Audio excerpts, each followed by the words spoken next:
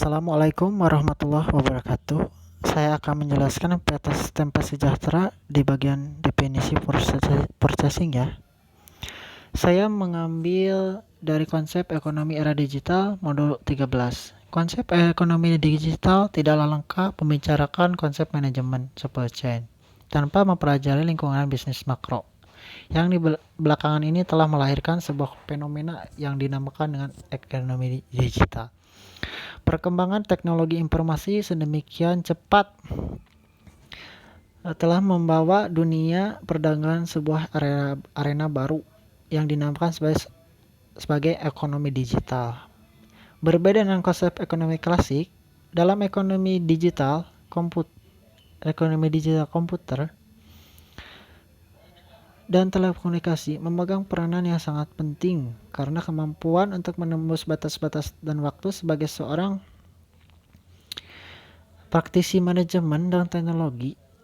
Yang pertama kali memperkenalkan konsep ini adalah Don Tapscott melihat bahwa terdapat 12 aspek utama yang membedakan ciri ekonomi klasik dan digital. Artikel ini memaparkan secara ringkas kedua belas perbedaan tersebut secara langsung maupun tidak langsung akan mempengaruhi perkembangan perusahaan di dunia.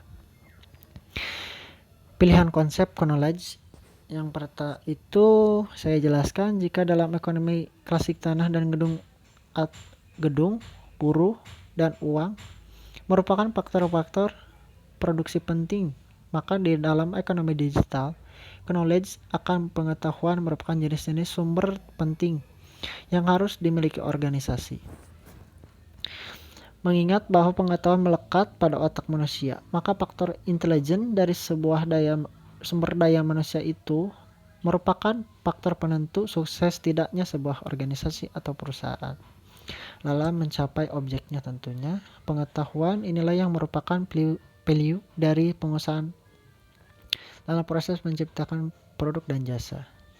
Kemajuan teknologi mampu menciptakan sebagai produk kecerdasan yang pada dasarnya mampu membantu manajemen perusahaan untuk meningkatkan kemampuan integritas atau knowledge-nya. Contoh produk perangkat lunak atau perangkat kelas yang dapat menjadi sistem penunjang pengambil keputusan adalah Decision Support System, Expert System. Konsep knowledge management akan menjadi keberhasilan sebuah perusahaan di era ini. Yang kedua itu pilihan konsep itu innovation ya. Terus aktivasi di internet adalah bisnis 24 jam. Bukan 8 jam seperti layaknya perusahaan-perusahaan di dunia nyata. Keunggulan di competitive advantage sangat sulit dipertahankan mengingat apa yang dilakukan seseorang perusahaan internet sangat mudah untuk ditiru. Oleh karena itu, dengan terus-menerus dibutuhkan agar terus perusahaan dapat bertahan. Manajemen perusahaan harus mampu menemukan cara agar pemain kunci di dalam organisasi atau perusahaan, misalkan seperti staff, itu harus berinovasi secara layak perusahaan. Perusahaan Silicon Valley, konsep learning organization patut dipertimbangkan diimplementasikan dalam perusahaan. Pilihan konsep selanjutnya interworking. Tidak ada perusahaan yang tidak dapat bekerja sendiri tanpa menjalin kerjasama ya, tentunya itu hal umum karena mana mungkin sebuah perusahaan itu berdiri sendiri. Tentunya ada pihak-pihak untuk bekerja sama. Adalah salah satu persyaratan berhasil dunia ya, tentunya berdasarkan model bisnis yang dipilih. Perusahaan terkait membentuk aktivasi intinya atau core invicti atau menjalankan kerjasama dengan institusi lain dengan membantu melaksanakan proses penunjangan support activities. Contoh dari pihak-pihak umum dijadikan sebagai rekanan vendor, konten, sebagai partner, pemasok, dan sebagai lainnya. Supply chain management, supply atau bisa kita sebut SCM ya, merupakan salah satu konsep pengelolaan aktivitas produksi melalui integrasi berbentuk secara pemasok supplier. produser manufaktur, penyalur distribusi, gudang, warehouse, atau menjual retail serta konsumen, sehingga diperoleh satu pola distribusi produk dengan jumlah, lokasi, dan waktu yang tepat. Pada akhirnya dapat meminimalisir biaya yang tepat, meningkatkan pelayanan dan konsumen. Dengan pesatnya teknologi informasi, SCM dapat dikelompokkan ekonomi paradigma kompetisi berbasis waktu, terciptanya sinkronisasi fungsi-fungsi dan perusahaan. Terus selanjutnya sharing SCM ya. Saya jelaskan, informasi sharing SCM itu adalah sekumpulan data yang dikelompokkan, diolah, dan dikomunikasikan secara kebutuhan dan masuk akal, bermanfaat, tentunya juga harus bermanfaat. Merupakan support agar kebijakan yang diambil oleh sebuah pelaku usaha representatif dalam menggunakan atau kondisi yang dihadapi itu, informasi yang digunakan itu memiliki kualitas yang baik. Informasi yang seharusnya dapat diperoleh secara agar keputusan sebagai respon terhadap perubahan kondisi terjadi diambil secara tepat namun demikian informasi yang cepat tidak bermakna dan informasi tersebut dan tidak berkualitas. Yang selanjutnya itu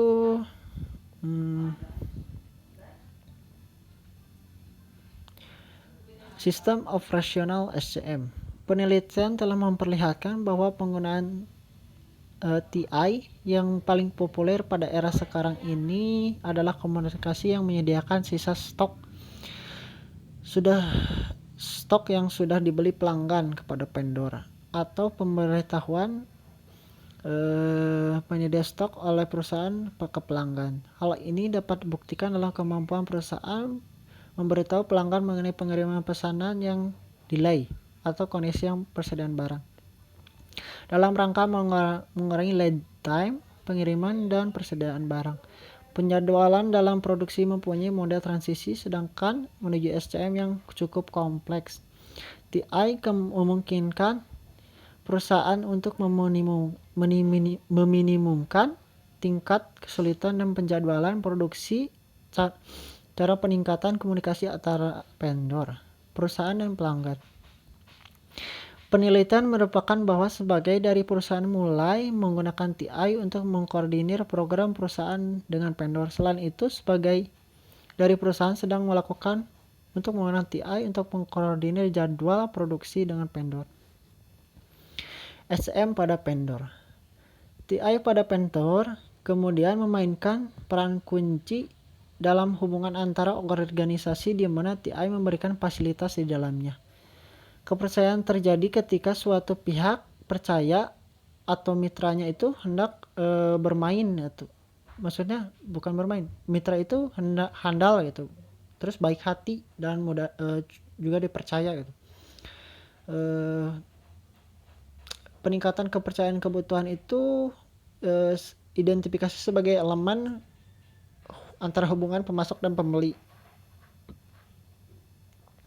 Sangat penting dalam SCM. Beberapa penelitian meyakinkan hubungan pemasok dan pembeli itu sukses adanya dengan hubungan tingkat tinggi dari information sharing. Kualitas dan kuantitas informasi sharing mengacu pada tingkat kompleksitas informasi dan berkomunikasi pada mitra dan supply chain.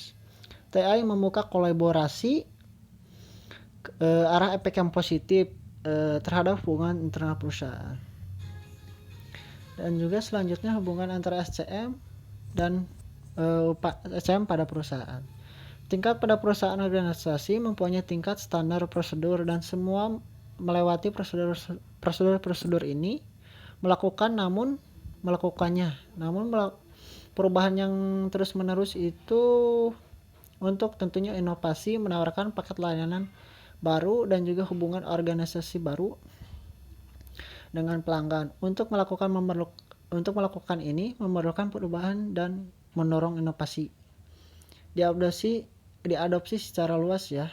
TI mengatasi masalah ini. Pemakaian TI dalam konteks ukuran perusahaan dan mengukur jumlah karyawan, juga volume penjualan.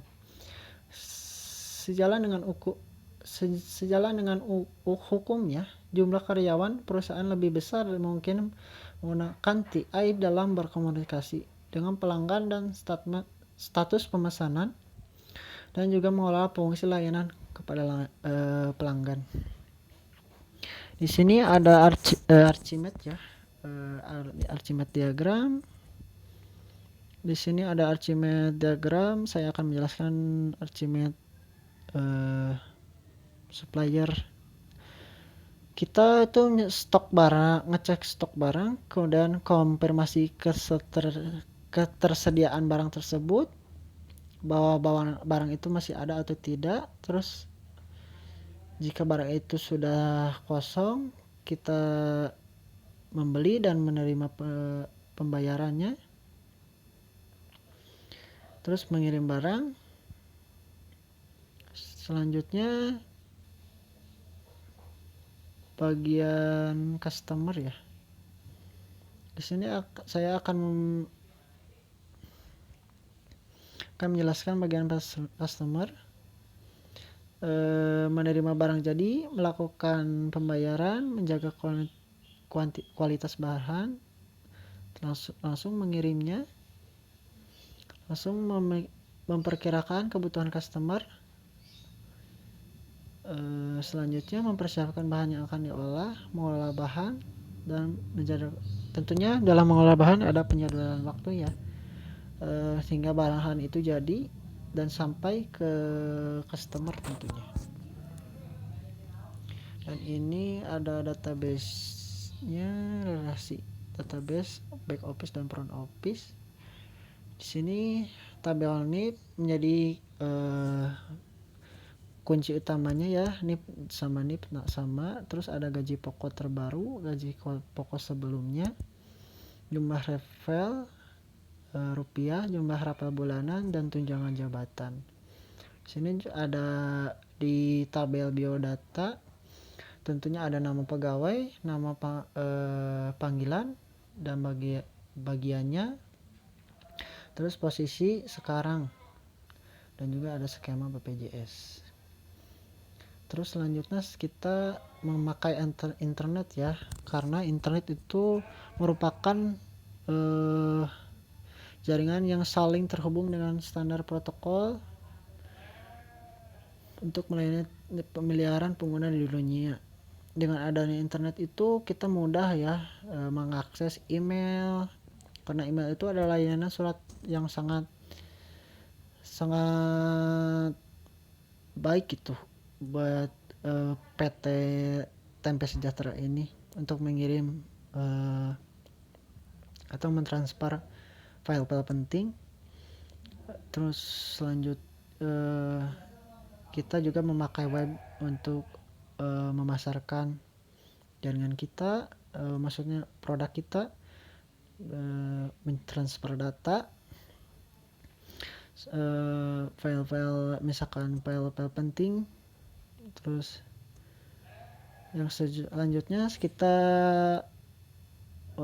extranet. Di sini saya jelaskan extranet itu apa. Jaringan privat yang menggunakan aplikasi internet protokol TCP/IP. Jaringan ini menyediakan akses mudah terhadap penggunanya atau perusahaan. Yang tentunya kelebihan intranet itu produktivitas kerja sangat bagus, efisiensi waktu sangat baik, komunikasi yang efektif, terus efektivitas biayanya itu sangat murah, peningkatan kerjasama cukup baik. Tapi ada kekurangannya, diantaranya itu dapat mengurangi efektivitas kerja dalam informasi yang misalkan suka salah itu. Intranet dapat digunakan juga mengirim hal yang kurang baik, misal kata-kata yang tidak senonoh, juga gambar-gambar yang kurang baik. Jika pelatihan karyawan itu menggunakan intranet itu ya gitu. Terus yang D-nya perlu tenaga ahli dalam membangun intranet. Yang terakhir itu extranet. Extranet itu adalah jaringan pribadi menggunakan protokol TCP/IP. Cara kerjanya tuh extranet dapat diartikan sebagai intranet sebagai sebuah perusahaan di